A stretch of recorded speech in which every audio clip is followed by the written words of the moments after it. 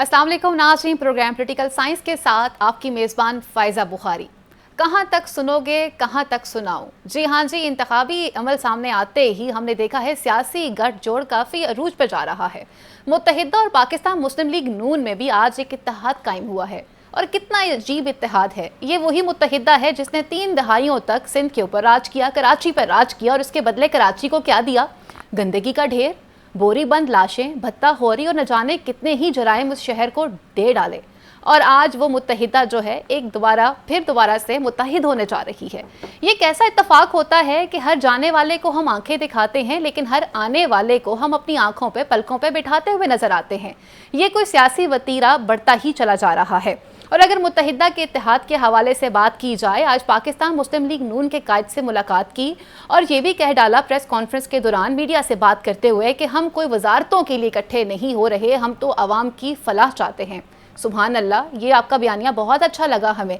लेकिन अब कुछ माजी के झरोकों पे नजर डालते हैं। जहां पे बात की जाती है पाकिस्तान मुस्लिम लीग नून की, तो आपको बताती चलूं 1998 में, 1992 में और 2013 में मुत्तहिदा के खिलाफ जो ऑपरेशन हुआ था वो पाकिस्तान मुस्लिम लीग नून के ही टेन्योर में हुआ था। 1994 में एक ही ऑपरेशन किया गया था, पाकिस्तान पीपल्स पार्टी का टाइम पीरियड था और मुत्तहिदा के खिलाफ ऑपरेशन किया गया था। सियासी गठजोड़ अरूजों पे चल रहा है और यहाँ पर अब सोचने की बातें आती है कि जहाँ आज बात की जा रही है मिसाके जमहूरियत की, मिल बैठ कर बात करने की, तो फिर वहाँ पर चेयरमैन तहरीक इंसाफ या पाकिस्तान तहरीक इंसाफ पार्टी का क्या कसूर है?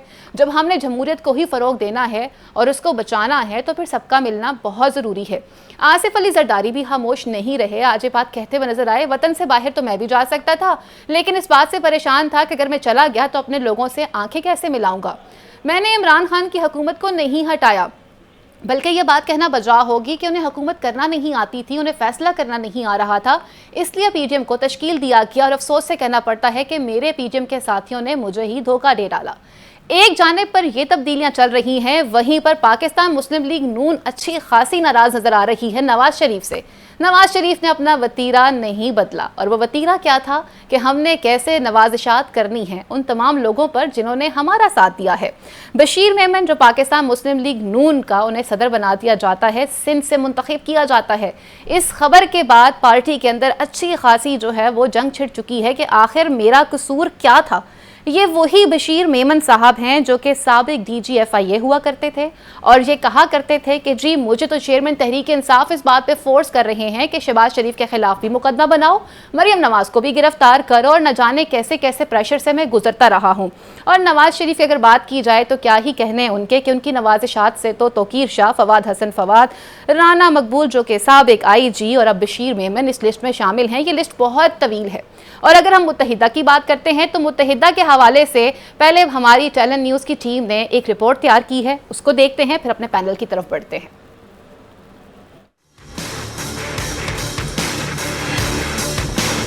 कराची में एक MQM का शख्स गोली का निशाना बना, लेकिन उसके बदले में अगले 6-7 दिनों में 100 लोगों की लाशें गिरा दी। कल के हरीफ आज के हलीफ बन गए। नए इंतखाबी इत्तेहाद से एक मर्तबा फिर MKM की सियासत पर तबसरे शुरू हो गए हैं। कभी नून लीग, कभी पीपल्स पार्टी, कभी परवेज मुशर्रफ, कभी PTI और कभी PDM। MKM तवातर के साथ एक के बाद एक हुकूमत की इत्तेहादी बनती रही। सन 2018 के इंतखाबात में कराची में MKM को तारीखी शिकस्त का सामना करना पड़ा, तो उसके लिए शहर में अपना वजूद बरकरार रखना मुश्किल हो गया। रही सही कसर बल्दियाती इलेक्शन ने पूरी कर दी, जिसमें जमात इस्लामी और पीपल्स पार्टी ने कामयाबी समेटी। सियासी तज्जियाकार कहते हैं MKM का खासा रहा है कि ये सुबह जिसकी तारीफों के पुल बांधते हैं, शाम को उसे शैतान बना देते हैं। उनका कहना है MKM रहनुमा कराची में अपनी सियासत बचाने के लिए सहारा ढूंढ रहे थे, इन्हें वो सहारा नवाज शरीफ की सूरत में नजर आ गया। मुबस्सरीन कहते हैं मुस्लिम लीग नून और MKM की मुलाकात नवाज शरीफ की ख्वाहिश पर हुई या ये मुलाकात अरेंज करवाई गई। अगर ये मुलाकात अरेंज करवाई गई है तो ये कराची और हैदराबाद में पीपल्स पार्टी के लिए खतरे की घंटी है। बरसरे इक़्तिदार या हुकूमत बनाने के लिए फेवरेट जमातों से इत्तेहाद MKM के लिए नया नहीं। सन 1988 में पीपल्स पार्टी और IJI दोनों ही सादा अक्सरियत हासिल ना कर सकी। MQM बेनजीर भुट्टो के साथ शराकत इक़्तिदार का मुआहिदा करके हुकूमत का हिस्सा बन गई। 11 माह बाद MQM मुतालबात पूरे ना होने पर बेनजीर हुकूमत से अलग होकर IJI के करीब हो गई। 1990 में जब नवाज शरीफ पहली मर्तबा वज़ीर-ए-आज़म मुंतखब हुए, उस वक्त भी MQM उनकी हुकूमत का हिस्सा थी। 1992 में कराची ऑपरेशन शुरू होते ही MQM नवाज हुकूमत से अलग हो गई। MQM ने 1993 में कौमी असम्बली इलेक्शन का बायकॉट किया, इसलिए वो बेनजीर के दूसरे दौरे हुकूमत में इक़्तिदार के ऐवानों तक ना पहुँच सकी। 1997 में नवाज शरीफ दूसरी मर्तबा वज़ीर-ए-आज़म बने तो MQM एक मर्तबा फिर उनकी इत्तेहादी बनकर हुकूमत में मौजूद थी। 17 अक्टूबर 1998 को हकीम सईद को कराची में शहीद कर दिया गया। नवाज शरीफ ने एक प्रेस कॉन्फ्रेंस में इसका इल्जाम MQM पर आयद किया तो MQM ने हुकूमत से अलहदगी का ऐलान कर दिया। मुशर्रफ दौर में 2002 में होने वाले इंतखाबात के बाद MQM वज़ीर-ए-आज़म मीर ज़फ़रुल्लाह जमाली और वज़ीर आला सिंध अरबाब गुलाम रहीम की इत्तेहादी बन गई। सन 2008 के इलेक्शन में पीपल्स पार्टी मरकज और सिंध में बरसरे इक़्तिदार आई तो MQM दोनों जगह हुकूमत में शामिल हो गई। सन 2013 में नवाज शरीफ इलेक्शन जीतकर तीसरी मर्तबा वज़ीर-ए-आज़म बने तो MQM को इक़्तिदार में आने का एक और मौका मिल गया। 2018 के इंतखाबात में नून लीग की मुखालिफ PTI की हुकूमत आई तो MQM इसका भी हिस्सा बन गई। जब PTI की मुखालिफ जमातों ने इसकी हुकूमत खत्म करके PDM की हुकूमत बनाई तो MQM इसमें भी मौजूद थी। मुल्क में इंतखाबी माहौल जैसे जैसे गर्म हो रहा है, अवाम की दिलचस्पी भी बढ़ती जा रही है। अवाम की मुस्लिम लीग नून और MQM के इत्तेहाद पर भी गहरी नजर है। ये तो मुल्क की वफात के लिए तो नहीं है, ये अपने पेट भरने के लिए, अपनी जेबें भरने के लिए ही कर रहे हैं। हर आदमी अपने मफाद के खातिर इत्तेहाद करता है, फिर उसके बाद दूर हो जाता है, लेकिन असल हकीकत होती है कौन मुखलिस है और वो आवाम समझती है। मुत्तहदा अभी इत्तेहाद तो मुत्तहदा को करना पड़ेगा क्योंकि मुत्तहदा की वोट बैंकिंग जो है वो बहुत ज़्यादा टूटी है। दोनों पार्टी एक दूसरे के अपोजिट है तो ये नहीं लगेगा कि बरकरार रहेगी इनके लिए। MQM तो आपको पता है कि वो जो भी हुकूमत आती है उसके साथ होती है। सन 1988 से 2023 तक पाकिस्तान में मजमूई तौर पर 9 हुकूमतें आईं। MQM 9 में से 8 हुकूमतों का हिस्सा रही। 9वीं हुकूमत का हिस्सा इसलिए ना बन सकी कि इसने इलेक्शन का बायकॉट किया था। बाज़ तज्जियाकारों का कहना है हवाओं का रुख देखते हुए इसने नून लीग से इत्तेहाद करके एक मर्तबा फिर इक़्तिदार में अपना हिस्सा यकीनी बनाने की कोशिश की है। जी, आज तक तो MQM को ये मालूम ही ना हो सका कि आखिर हमारे माँ बाप कौन हैं। यानी हमारी मिसाल एक ऐसे लवारिस बच्चे की सी है कि जो कभी पाकिस्तान पीपल्स पार्टी की आगोश में जाके बैठ जाता है, कभी पाकिस्तान तहरीक इंसाफ की और कभी पाकिस्तान मुस्लिम लीग नून की। और पाकिस्तान मुस्लिम लीग नून की अगर बात की जाए तो इनका भी माजी में बयानिया बहुत शानदार रहा है। और बयानिया क्या था कि MQM कराची को अलग करो, पाकिस्तान वारिसों को वापस करो। और ये वही नून लीग है कि जिसने अपने टेन्योर में कभी भी कराची में कोई भी तरक्याती काम नहीं करवाया। अब चलते हैं माजी के झरोकों की तरफ। तो माजी के झरोकों में हकीकतें बहुत तल्ख है। हमारे साथ मौजूद हैं स्टूडियो के अंदर एनालिस्ट पैनल में हमें ज्वाइन कर रहे हैं आज़म चौधरी साहब और नुशाद अली साहब। अपने पैनल को खुशामदीद कहती हूँ। माजी के झरोकों में अगर बढ़ते हैं तो हकीकतें बहुत तल्ख नज़र आती हैं आज़म चौधरी साहब। और आज हमने देखा कि वो जिन्हें कभी अपने सियासी माँ बाप का अंदाज़ा ना हो सका, कभी किसकी तरफ जा रहे हैं, कभी किसकी तरफ जा रहे हैं, ये वही मुत्तहिदा थी जिसने कहा था कि हम MQM के साथ नहीं चल सकते हैं, हम फलां के साथ नहीं चल सकते हैं। फिर इनमें हमने देखा कि तोड़ फोड़ भी रही है, पाक सरजमीन पार्टी भी सामने आई, मुख्तलिफ शक्लों में सामने आते रहे और आज बाकायदा अपना सियासी इत्तेहाद भी कर चुके। कैसे देख रहे हैं आज के इस इत्तेहाद को? बिस्मिल्लाहिर्रहमानिर्रहीम, शुक्रिया फ़ायज़ा। देखिए, MQM का जो वजूद है अगर हम उस पर थोड़ी सी नज़र डालें तो MQM बुनियादी तौर पर एक प्रेशर ग्रुप के तौर पर बनाई गई थी। अगर आप माजी के अंदर जाएं तो सिंध के अंदर जो अलहदगी पसंद वहाँ पे तहरीकें थी, वो यूनिवर्सिटीज़ के अंदर स्टूडेंट्स यूनियंस के अंदर MQM के तौर पर उसको मुतारफ़ करवाया गया, उनको दबाने के लिए उन तहरीकों को। और आहिस्ता आहिस्ता वो MQM जो हमने देखी अपनी आँखों से, वो एक जराइम में लुथड़ी हुई एक MQM हमारे सामने आई, जिसने वहाँ पे कत्लो गारत किया, अगवा बराए तवान किए, भत्ताखोरी की, फैक्ट्रियों में आतिशज़दगी के वाक़यात सामने आए, सैकड़ों लोग उसमें मारे गए। लेकिन सिंध के अंदर और खुसूसन कराची और हैदराबाद के अंदर, क्योंकि वो अपने पैर जमा चुकी थी MQM, और MQM ने वहाँ पे सियासत के अंदर बाकायदा उनका एक रोल बन चुका था और सीटें लेनी शुरू की थी। उसके बाद से आज तक हम जो अभी आपने पैकेज जो दिखाया उस वो बड़ी एक हकीकत ऐसी है कि जिसको जुटलाया नहीं जा सकता। हर हुकूमत का एमक्यूएम हिस्सा रही और हर हुकूमत को एमक्यूएम ने आखिरी दिनों में आके ब्लैकमेल किया, चाहे वो पीपल्स पार्टी की हुकूमत हो, चाहे मुस्लिम लीग की हुकूमत हो, चाहे आप पीटीआई की हालिया जो हुकूमत की उसको देखें, एमक्यूएम का यही एक किरदार रहा है।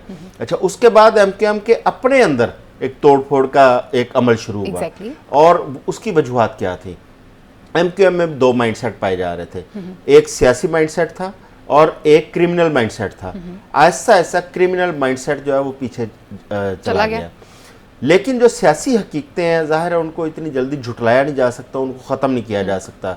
इन तमाम तक एमक्यूएम के ख़िलाफ़ जो भी कार्रवाइयाँ हुकूमती सतह पर या स्टेट लेवल पर की गई, इसके बावजूद एमक्यूएम के जो एक सियासी हकीकत थी उसका वजूद आज भी बरकरार है और आज उसी वजूद के ज़रिए एमक्यूएम फिर इक़्तिदार में शराकतदारी के लिए तगदो कर रही है। और ये जो मुस्लिम लीग नून के साथ उनका इत्तेहाद होने जा रहा है, ये कोई नई बात नहीं है।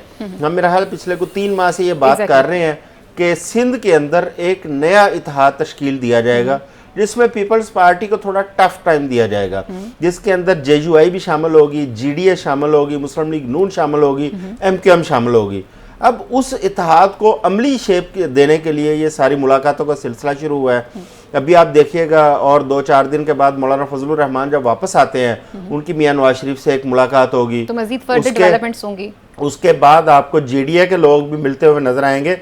ये एक नया इत्तेहाद बनने जा रहा है जो पीपल्स पार्टी को सिंध के अंदर एक टफ टाइम देगा, क्योंकि पीपल्स पार्टी के लिए इस वक्त सिंध बचाना मुश्किल हो गया। अब ये इसमें ना एमक्यूएम पीछे है, ना पीपल्स पार्टी पीछे है, ना मुस्लिम लीग नून।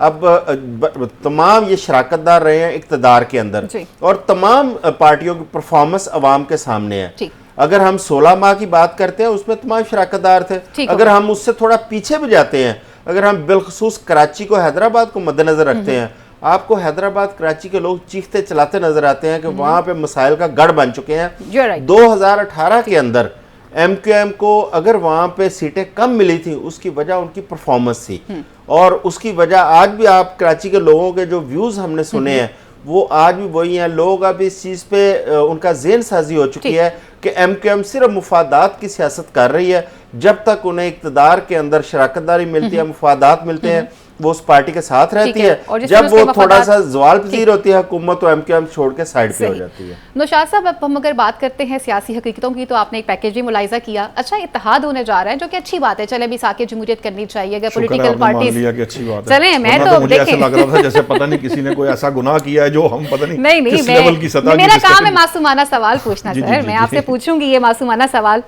इत्तेहाद भी कर रहे हैं, बहुत अच्छी बात है, करना चाहिए। अगर आपको ये देर आए, दुरुस्त वाली बात है। अगर आपको रियलाइज़ हो गया कि हमने जमहूरियत को आगे लेकर चलना है, सब चीज़ें करनी है, तो फिर उस पार्टी का क्या करेंगे आपके जिसकी आवाम में मकबूलियत बहुत ज़्यादा है?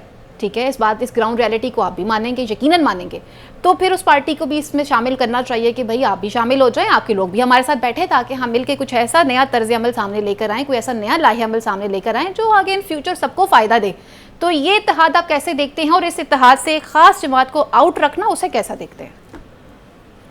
देखिए, पहली बात तो ये है कि आपको किसने कहा है कि किसी जमात को बाहर रखा जा रहा है? क्योंकि अभी तक इलेक्शन कमीशन ने किसी जमात को बाहर नहीं रखा। कहा नहीं कि हम उनसे भी मिलते हैं, बात करते हैं, आइए हम भी नवाज शरीफ साहब की तरफ से ये बात सामने आई, अभी पीपल्स पार्टी ये बात कर रही है। सो ऐसी कोई बात नहीं है कि तहरीक इंसाफ को, जिसकी तरफ आप जमात की तरफ इशारा कर रहे हैं, उनको कोई बाहर रखना चाहता है।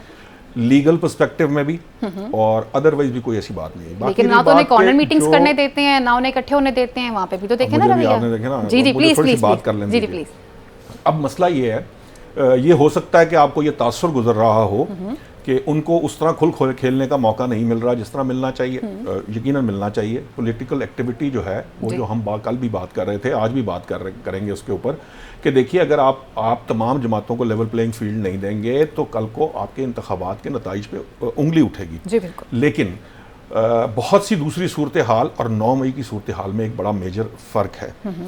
और जब भी हम ये तज्जिया करें या इस बात पे बात करें तो हमें 9 मई हम उसको माइनस नहीं कर सकते, चाह के भी नहीं कर सकेंगे। उसकी वजह ये है कि वो एक क्रिमिनल एक्टिविटी है जिसके कॉन्सिक्वेंसेज हैं और वो बर्दाश्त करने पड़ेंगे, जिसको भी करने पड़ेंगे या जो भी वैसे आवाम को सुप्रीम कोर्ट वाला सीन भी याद है ठीक है, उन्होंने बर्दाश्त किया, तो आज भी आपने बोल दिया ना, यानी उनका पीछा तो नहीं छोड़ेगा नहीं ना। छोड़ा, वो तो हाँ, साथ क्योंकि रहेगा, जो करतूत exactly। किए हैं वो भुगतने पड़ेंगे, जिसने भी किए हैं उसको भुगतने पड़ेंगे, चाहे नून लीग करे, चाहे माजी पीपल्स आपका पार्टी पीछा करे, करता है। बिल्कुल पीछा करता है। अब मामला क्या है, अब आ जाएं आप एमकेएम के इस इत्तेहाद की जानिब। देखिए बात यह है कि ये जो इत्तेहाद किया है ये इलेक्शन से पहले किया गया है, ठीक है। सो अभी हम ये नहीं कह सकते कि उन्होंने हुकूमत में जाने के लिए किया है, क्योंकि इलेक्शन के नताइज का तो किसी को पता नहीं है। ठीक। आपको मैं एक बड़ी दिलचस्प बात बताऊंगा, आप शायद आप लोग उससे मेरे से एग्री भी नहीं करेंगे। जी जी। इस इत्तेहाद का पीपल्स पार्टी को फायदा होगा।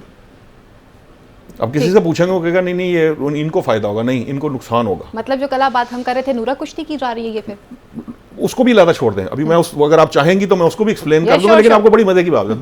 दो एस्पेक्ट बड़े इंपॉर्टेंट हैं। एक एस्पेक्ट ये है कि देखिए पंजाब में नून लीग और एंटी नून लीग है, सिंध में पीपल्स पार्टी और एंटी पीपल्स पार्टी है, पीटीआई में अब 2 हुकूमतों के बाद केपीके में पीटीआई और एंटी पीटीआई है, ठीक है। इस तनाज़ुर के अंदर सियासत जो है ना वो अपने जिसे कहते हैं ना कि अपनी शेप लेती है। सिंध में हमें पता था, मौलाना फजलुर रहमान साहब ने इसको इंडिकेट किया था, उससे पहले ये खबर मैंने मतलब दी भी थी उसके अंदर कि भाई ये इत्तेहाद बनने जा रहा है, उसका मकसद पीटीआई को पीपल्स पार्टी को कर्टेल करना है। ये बज़ाहिर नज़र आता है, बट ऐसा नहीं है, ये पीपल्स पार्टी को कर्टेल नहीं किया जा रहा। अब ये सारी लड़ाई जो एमकेएम और नून लीग का इत्तेहाद है, ये सिर्फ और सिर्फ कराची की उन 22 नशिस्तों की जंग है जिसके अंदर 2018 में एमकेएम को बड़ी शदीद मार पड़ी थी। एमकेएम के पास कोई ऐसी सपोर्ट नहीं। और 2 बातों को ज़हन में रखिएगा कि इस वक्त सिंध की जो बल्दियाती जो सिस्टम है ना वो आपके इंतखाबात में बड़ा अहम रोल प्ले करता है। बिल्कुल।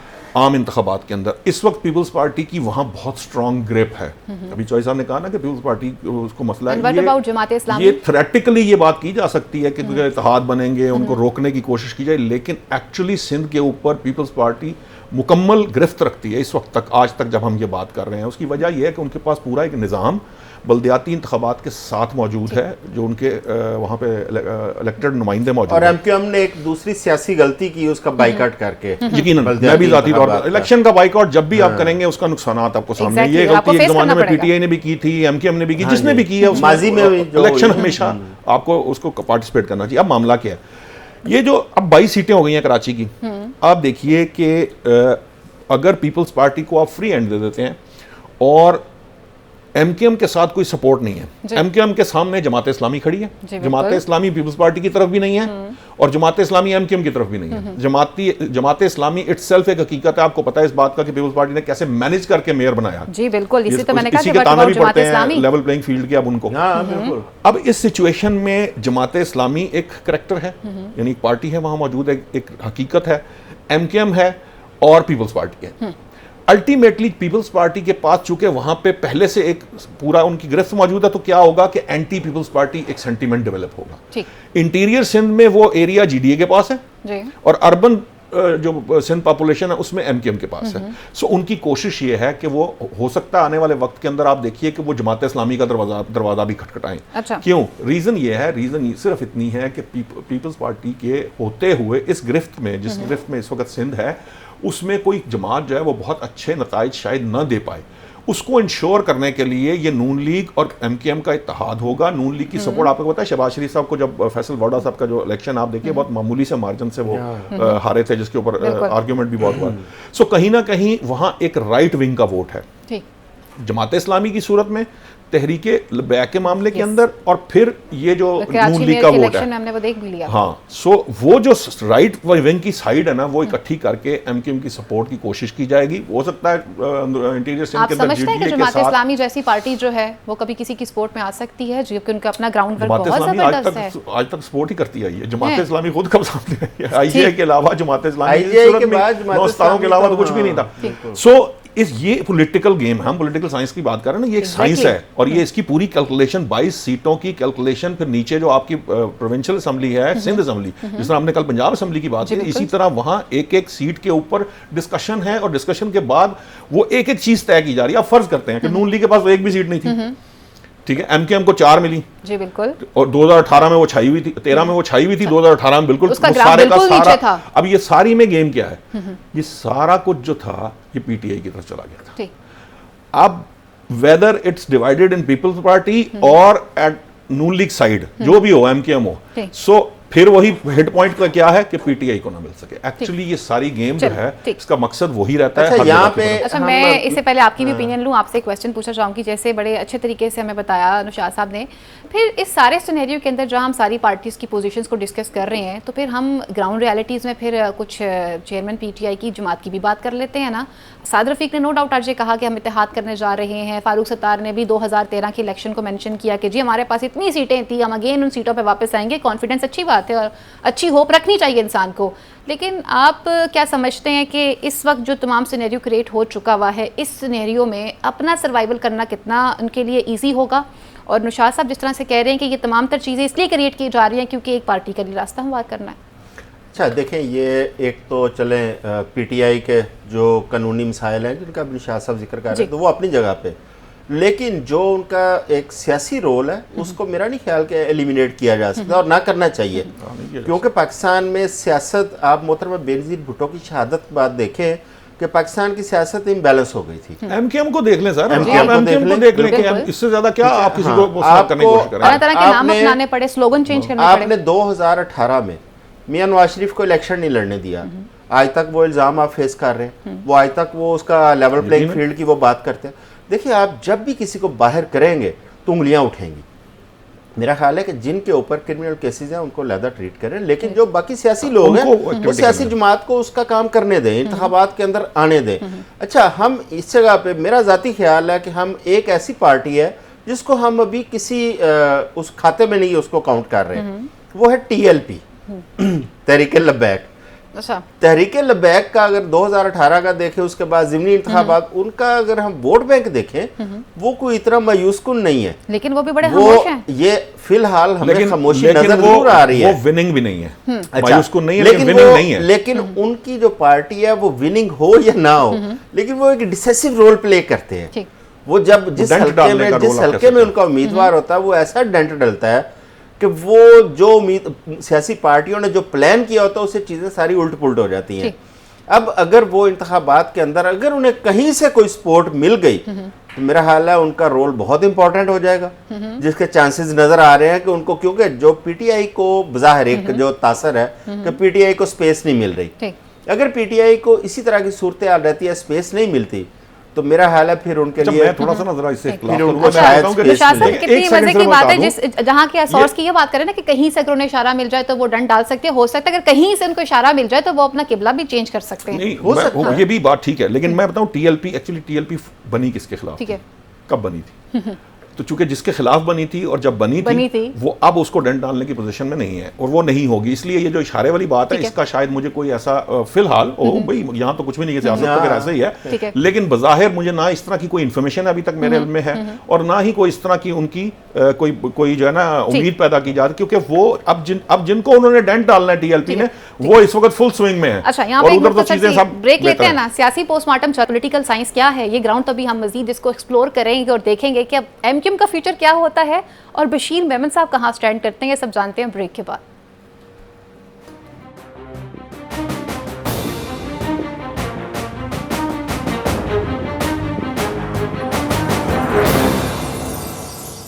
वेलकम बैक नाज़रीन, प्रोग्राम में आपको खुशामदीद कहते हैं। हमने बहुत प्यार वाली बातें कर ली और आज हमने देखा कि हमने इतना प्यार जता दिया कि अब मुझे मजबूर होना पड़ रहा है कि मैं कुछ माजी के झरोगों की तरफ भी बढ़ूं। यकीनन ये पॉलिटिकल साइंस है, तो मैं चाहूँगी कि आज पॉलिटिकल पोस्टमार्टम फिर ठीक तरीके से किया जाए। अब कुछ बढ़ते हैं MQM की तरफ के। आज की MQM जो आज इत्तेहाद कर रही है और प्यार की बातें कर रही है, माजी में किस तरह के ख्यालात पाकिस्तान मुस्लिम लीग नून के कायदीन के लिए रखा करते थे, पहले इस शॉट को देखते हैं। जो चौधरी निसार साहब ने यहाँ, बल्कि साहब लगाते हुए मुझे शर्म आ रही है उनके आगे, विग लगा के तो वो असेंबली में आता है आदमी। लीडर इनका बाल लगवा रहा है इंग्लैंड में, मुल्क के हालात तबाह हो रहे हैं। ये लीडर कैसे लीडर हैं जब लोग या लीडर एग्जाइल में जाते हैं तो अपनी कौम के लिए किताबें लिखते हैं, अपनी मुश्किलात लिखते हैं, कौम को एक राह दिखाते हैं। ये लीडर गंजे जाके बाल लगवा रहे हैं इंग्लैंड में, ये हाल है इनका। शहबाज शरीफ से पूछे कि लंदन या अमेरिका जाके किस चीज का इलाज कराता है। रायवेंट का महल देखे इनका, 2 फैक्ट्रियां लेके चला था ये गंजा, आज 32 फैक्ट्रियां इसके पास। कहां से पैसा आया ये पूछे आप इससे। ये इल्जाम लगा रहा है यहाँ किसी शरीफ आदमी पे खड़ा। सियाने क्या खूबसूरत बात कहते हैं ना कि कमान से निकला तीर और जुबान से निकली बात कभी वापस पलटकर नहीं आती। ये भी आपने मुलाहिजा कर लिया। निशात साहब, ये पॉलिटिकल पोस्टमार्टम अभी आप ही ने स्टार्ट किया है, तो चलें फिर इसको कंप्लीट भी करते हैं। ये पोस्टमार्टम आगे लेकर चलते हैं। प्रोग्राम का पॉलिटिकल पोस्टमार्टम कर लें। आज हम पोस्टमार्टम नहीं, आज हम पॉलिटिकल साइंस की ग्राउंड रियलिटी मैं आपको ईमानदारी की बात बताऊं, मैं ज़ाती तौर पे इस तरह की ये जो शॉट्स इस तरह के होते हैं जो बहुत बिलो द बेल्ट जिसको हम कहते हैं, मैं ज़ाती तौर पे समझता हूँ ये नहीं दिखाने चाहिए। ये मीडिया को जरा इस मामले में थोड़ा नहीं, हमें आप कह रहे हैं तो जो बोल रहे हैं उनके लिए क्या मशवरा है जनाब? मैं बात तो पूरी करने दिया करें। जी जी जी, मैं वैसे कह रहा हूँ क्योंकि ये बस मुझे सुनते हुए भी बुरा लग रहा था कि यार क्या बात है, इस तरह नहीं करनी चाहिए बात। लेकिन आज फिर बुरी बात लगी ना कि आप जाके बैठे हुए होंगे और बात कर रहे होंगे, शायद इसीलिए आए नहीं, वो उनको लाए नहीं वसीम को। ये इस वक्त की बात है जब इनके अपने बड़े सख्त मसाइल चल रहे थे, जाती मामला थे, उसकी वजह से ये बहुत शिद्दत से बोले थे। खैर उनका अपना मौक़िफ़ है। देखिए बात ये है कि मैंने चूंकि आपको पहले कहा कि ये कोई ऐसी चीज़ नहीं है जिसके ऊपर कोई छंबे वाली बात हो। इलेक्शन से पहले आप किसी से भी इत्तेहाद करें, आपको करना चाहिए। अब कल तक लोग पेट भी फाड़ते थे, लोग सड़कों पे भी रोलते थे। वो आपको याद होगा, वो जो आपको वो भी याद है ना, वो जो जेल के जी जेल ऐसी नहीं होनी चाहिए, फिर मुराद भी मांगते थे। ये सब जो है ना सारा पॉलिटिकल स्टंट है। तो इसलिए इसके अंदर इतनी ज्यादा परेशानी वाली कोई बात नहीं होती ना। इसके अंदर जाना ये नहीं करेंगे तो फिर वोट कैसे लेंगे? ये अपने आप को आइडेंटिफाई करके रजिस्टर करा के अलग से पार्टी कैसे साबित करेंगे जो अगर ये नहीं करेंगे? कंक्लूड कैसे करेंगे आप इसको? क्योंकि आसिफ अली जरदारी भी कहते हैं कि मैंने हुकूमत नहीं गिराई थी जनाब, उनके करतूत ही ऐसे थे, हुकूमत गिरानी पड़ी। और एमकेएम भी कह रही है, सोच के बोलना चाहिए। अभी जो निशात साहब बात कर रहे थे ना, ये टाइम चेंज हो चुका है। ये 90 की दहाई नहीं है, ये 2023 है। पहले लोग भूल जाते थे, लोगों के पास कोई ऐसा रिकॉर्ड नहीं होता था। अब हर बंदे के पास एक ऐसी डिवाइस है जिसके अंदर सारा आर्काइव मौजूद है। लोगों को पता है किसने कब क्या किसी से कहा, वो एक सेकंड में सिंगल क्लिक पे वो चीजें निकाल लेता है। तो लिहाजा अब मेरा ख्याल है मुस्तकबिल के अंदर सियासतदानों को भी सोच समझ के बात करनी पड़ेगी, क्योंकि अवाम नहीं भूलती। सियासतदान भूलने की कोशिश करें, अवाम नहीं भूलने देगी। ठीक हो गया। अब आ जाते हैं जरदारी साहब की तरफ, जल्दी से कंक्लूड कीजिएगा। अच्छा जी, जरदारी साहब, जाहिर है जी कि जरदारी साहब जो हम पहले भी बात करते रहे हैं कि वो उनकी खामोशी बड़ी मानी खेज है। अब वो बोले हैं तो छप्पर फाड़ के बोले हैं। अब उन्होंने पहले बयान दे दिया कि जी मैं वज़ीर आज़म वो नवाज शरीफ नहीं होगा। फिर उन्होंने कल बयान दे दिया कि बिलावल के लिए 8 फरवरी जो है बड़ी एक मुबारक की घड़ी होगी। सादिक ने जवाब दे दिया ना, सोचें ख्वाहिशात पे पाबंदी नहीं है। देखिए इस वक्त अपनी अपनी सर्वाइवल की लड़ाई सारे लड़ रहे हैं। सियासी पार्टियों ने अगर इंतखाबात में जाना है तो हर किसी को एक बयानिया चाहिए। वो बयानिया तराशे जा रहे हैं और ताकि उन बयानिया लेके अवाम के पास भी बात कर रहे थे ना, ये जो इकट्ठे हो जाएंगे एंटी, मैं जो आपको बता रहा था ना कि ये सिंध में पीपल्स पार्टी ये बयानिया बनाएगी कि हमारे खिलाफ ये सारे इकट्ठे हो गए, उस पर कुश्ती चल रही है, ये तो चलती रहेगी। बात करते हैं बशीर मेमन साहब के हवाले से, जो कि साबिक DGFIA रह चुके हैं। और ये क्या कहते थे कि चेयरमैन तहरीक इंसाफ जो है ना जी, वो मुझे ज़बरदस्ती प्रेशराइज कर रहे हैं कि आप केसेस बनाएं, शहबाज शरीफ के खिलाफ भी बनाएं, मरियम नवाज के खिलाफ भी बनाएं। और नवाज शरीफ साहब तो जिंदाबाद, जिन्होंने हमेशा अपने लोगों को नवाजा है और आज वो नवाजते हुए नजर आए। और जैसे उन्होंने अनाउंस किया कि पाकिस्तान मुस्लिम लीग नून जो है सिंध के वो सदर होंगे, तो इस वक्त तो काफ़ी परेशानी चल पड़ी है। शाहिद खान अब्बासी ऑलरेडी नाराज़ थे, उन्होंने कहा कि जी मुझे बुलाएंगे तो मैं चला जाऊंगा, सियासत तो मैंने नहीं छोड़ी है, लेकिन मैं अपने अगर बात की जाए काम करने की तो उसका फैसला मैंने अभी तक नहीं किया। आजम चौधरी साहब, बातें कभी आपका पीछा नहीं छोड़ती और हमेशा आपके साथ साथ रहती हैं। ये तो कहते थे मैं सियासत में नहीं आऊँगा, आज सियासत में आ गए, ये माजी के झरोकों में से देखा। अभी मैं वही बात कर रहा था, अब लोग चीज़ें नहीं भूलने देते। हमारे प्रोग्रामिंग हेड है मुर्तज़ा डार साहब, जिन्होंने खुद इंटरव्यू किया हुआ है इनका। हाँ जी। आप देखें ना, बशीर मेमन साहब उस वक्त जितना मर्जी वो इनकार करते रहे, लेकिन वक्त ने साबित किया कि बशीर मेमन साहब मुस्लिम लीग नून का उस वक्त भी हिस्सा थे जब वो जॉब में थे और आज भी हिस्सा है। लेकिन मैं समझता हूँ कि ये पार्टियों का ये रवैया ये बहुत नुकसानदेह है और जो वर्कर है उसको डिसहार्ट करने की एक बहुत बड़ी ये हरकत है। आप देखें इनके पार्टियों के जो सियासी वर्कर हैं जिन्होंने अपना खून दिया होता है, मेहनत की होती है, उनको आप इग्नोर करते हैं। और ऐसे लोग जिन्होंने इक़्तिदार में या किसी सीट पर बैठकर उन पार्टियों को फ़ायदा पहुंचाया होता है या जिनके पास सरमाया होता है, उनको आगे ला के उन वर्कर्स के सर पे बिठा दिया जाता है। और इसी वजह से मुस्लिम लीग नून नहीं, तमाम सियासी पार्टियां उनके ऊपर उंगलियां उठती हैं कि सियासी वर्कर की वो एहतराम और इज्जत नहीं रहा पार्टियों में जो होना चाहिए था। शार्ट सा कमेंट आप देंगे, फिर मैं आगे टॉपिक की तरफ बढ़ूंगी। यकीनन देखें, आजम चौधरी साहब ने जो बात की है ये बिल्कुल दुरुस्त है।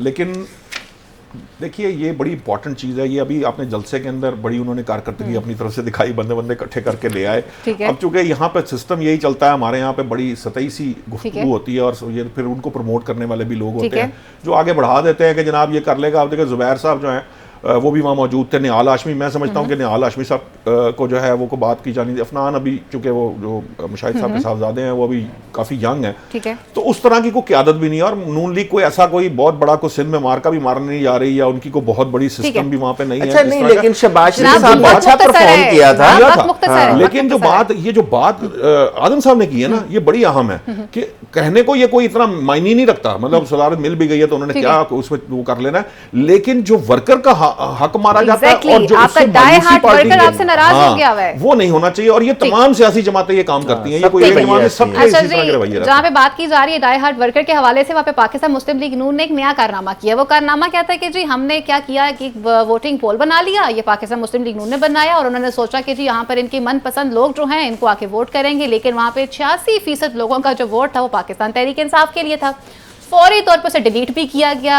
अल्लाह भला करे जी कोई सहाफ़ी आज भी ऐसे हैं जिन्होंने फौरी तौर पर स्क्रीनशॉट ले लिए, रख लिया अपने पास, और उसके बाद उन्होंने जी ट्विटर पे इसको शेयर भी किया, जिसपे कामरान खान जो कि सीनियर रैंक पर्सन भी हैं, जर्नलिस्ट भी हैं, उन्होंने भी इसको शेयर कर दिया।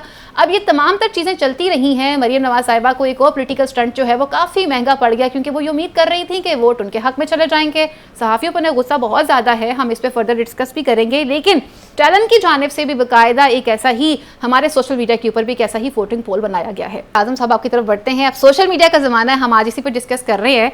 पाकिस्तान मुस्लिम लीग नून जो कि कहती है कि जी लाहौर के लोगों ने फैसला कर लिया, बल्कि पाकिस्तान की आवाम ने फैसला कर लिया जी अगले वज़ीर आज़म नवाज शरीफ ही हैं। अपना ही उन्होंने बनाया एक अकाउंट, उस पर उन्होंने वोटिंग पोल स्टार्ट किया, और जब उन्होंने देखा कि अब यहाँ पे वोट तो हमें नहीं आ रहे, वो तो लोगों के वहाँ जा रहे हैं, वो तो ख़त्म हो गया, डिलीट हो गया। क्यों? अच्छा, मुस्लिम लीग नून का अलमिया यह है कि मुस्लिम लीग नून समझती है कि लैपटॉप तकसीम करने से या एक सोशल मीडिया सेल बनाने से वो सोशल मीडिया या डिजिटल मीडिया उसके ऊपर उनकी ग्रिप हो गई है, जबकि वो भी एक पूरी साइंस है। जिस तरह ये आपकी पॉलिटिकल साइंस है ना, वो भी एक पूरी साइंस है। उस साइंस का आज तक अगर किसी ने फायदा उठाया तो वो पीटीआई थी। अब उसमें एक इनको ये समझते हैं कि हर काम पैसों के साथ होता है, जबकि ये काम इसको कायदा है कि साइंस के तौर पर लेना चाहिए। इसके अंदर बगैर पैसों के भी ये एक बेहतरीन काम किया जा सकता है। अब मैं आपको पीटीआई के सोशल मीडिया के एक एग्जांपल बताता हूँ, उसके बाद आपको समझ आएगी। उन्होंने अपना एक सोशल मीडिया सेल बनाया। जो लोग पीटीआई के हक में बात करते थे, उनके ट्वीट, उनके वीडियो क्लिप्स, उनके जो भी मटेरियल होता था, वो अपने सोशल मीडिया को कहते थे इसको प्रमोट कर दे। जब वो प्रमोट करते थे, लोगों के सब्सक्रिप्शन ज्यादा होती थी, लोगों के व्यूज ज्यादा होते थे, लोगों को अल्टीमेटली डॉलर्स की शेप में पैसे मिलते थे। लिहाजा लोग और बढ़ चढ़कर उनके हक में ऐसा कंटेंट जनरेट करते थे। मुस्लिम लीग नून उस चीज को अंडरस्टैंड आज तक नहीं कर पा रही कि मुस्लिम लीग नून हमेशा ये समझ रही है कि पता नहीं पैसे देंगे तो लोग काम करेंगे। भाई आप लोगों को सपोर्ट दे दें, आप लोगों को जब टेक्निकल सपोर्ट देंगे, लोग ऑटोमेटिकली आपके हक में कंटेंट जनरेट करेंगे। और ये जो आप इस किस्म का पोल करवा रहे हैं, ये जो आप पोल करवा रहे हैं, अगर आपने करवा ही लिया तो उसको रहने दें अपने अकाउंट पे, उसको डिलीट ना करें। ठीक हो गया जी। इस पोल के हवाले से पहले एक रिपोर्ट दें, नुशाद साहब की तरफ बढ़ते हैं।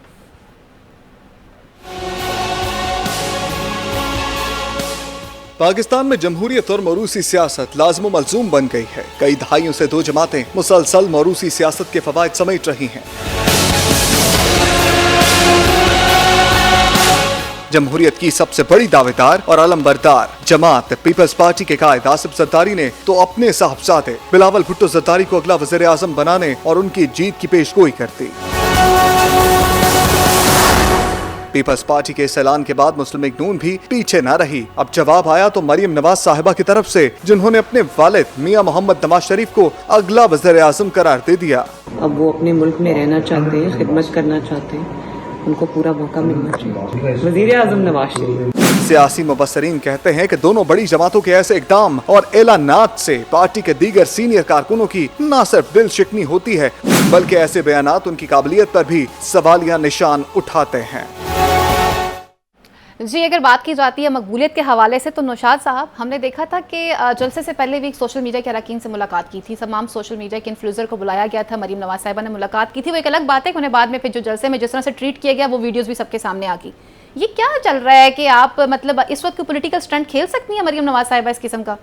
पहले तो आप मेरे से जरा सोशल मीडिया पे गुफ्तगू कर लेना। मैंने तो 2008 से ये काम कर रहा हूँ। मैं तो जी, मैं उन जरूर, लोगों में हूँ जरूर। जिन्होंने पीटीआई का सोशल मीडिया सेल बनाने में अपनी इनपुट दी हुई है, माशाल्लाह। और नून लीग में भी। मामला ये है, देखिए ये इस तरह नहीं है। आदम चौधरी साहब ने किसी हद तक उसका अहाता किया, लेकिन उसमें एक बड़ी चीज़ जो मिसिंग है ना, वो मैं आपको बता देता हूँ। वो ये है कि जब आप उनकी मर्जी का कंटेंट जनरेट भी कर देते हैं ना, उसके बाद लगता है पैसा लगाए बगैर वो देखा नहीं जाता। तो इन्होंने पैसा नहीं लगाया क्या? सुन तो लें, बात तो सुन जी, लें। प्लीज। नून लीग या पीपल पार्टी 1% भी नहीं लगा सकती जो पीटीआई लगाती है। नून लीग ने 2-4-5% लगाया हुआ बेचारों ने। उनको अभी वो ये बात ठीक है कि उनको ज्यादा सेंस नहीं है।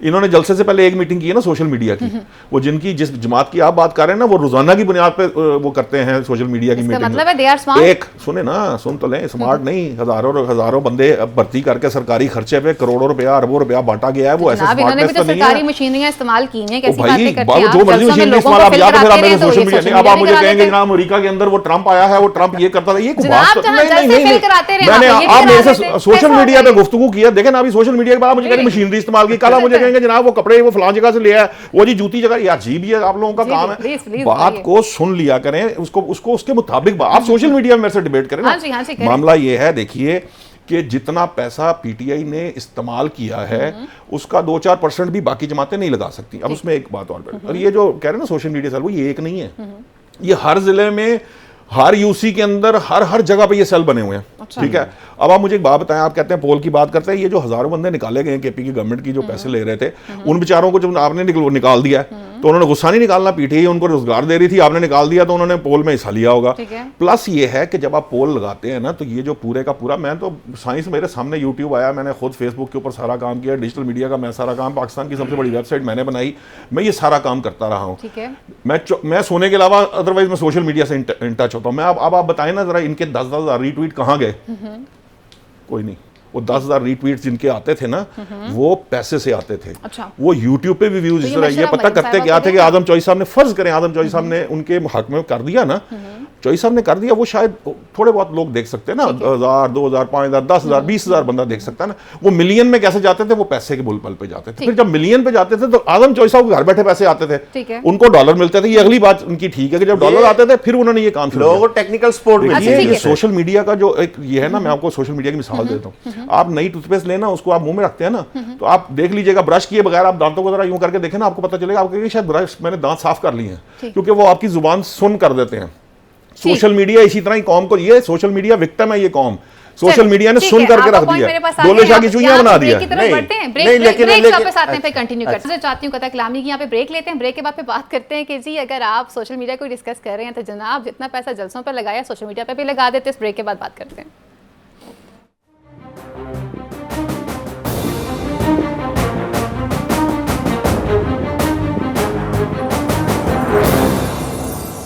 वेलकम बैक नाज़रीन, प्रोग्राम में खुशामदीद कहते हैं। चेयरमैन तहरीक इंसाफ के ऊपर फर्द जुर्म तो आयद होगी साइफर केस में, लेकिन यहाँ पर कुछ इंटरेस्टिंग चीज़ें भी सामने आई, जैसे कि जो तमाम तर गवाह थे वो पेश तो किए गए लेकिन उनके बयान रिकॉर्ड नहीं किए गए। सिर्फ और सिर्फ 3 गवाह थे जिनके बयान रिकॉर्ड किए गए। फिर उसके बाद अब जिरा स्टार्ट हो जाएगी, लेकिन जो पीटीआई के वकील हैं सलमान अकरम साहब, उनका ये कहना है कि हम सरप्राइज़ हैं, क्योंकि एक तो हमने ये कहा था कि जी हमारे तहफ़्फ़ुज़ात हैं मोअज़्ज़ज़ जज साहब को लेकर, उन्हें दूर किया जाए। दूसरा, ये अपनी नोयत एक बड़ा मुनफरिद केस है, तो चलें फिर अगर जहाँ आपने प्रैक्टिस एंड प्रोसीजर बिल को इन कैमरा करवाया था तो फिर इस केस को भी इन कैमरा होना चाहिए, ताकि लोग अपनी फैमिलीज के साथ मीडिया पे देख सकें कि इतना बड़ा फर्द जुर्म लगाया जा रहा है तो इसके हकाइक क्या है।